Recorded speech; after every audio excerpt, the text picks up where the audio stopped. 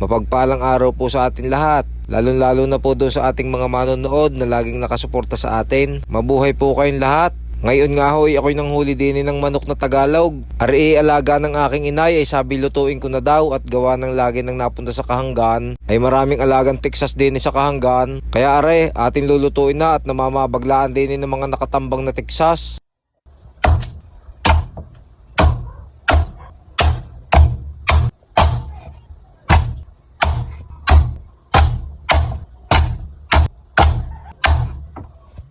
At ari na nga matapos na natin tadtarin ay pagkakadami din nga ng karne, kalaki. Pero medyo matanda na din, medyo matigas na ang buto eh. Kaya ang ginawa ko din ay pinakuluan ko muna at nung malambot ng ganyan, tsaka ako naman hinango at itatapon na natin yung pinagpakuluan.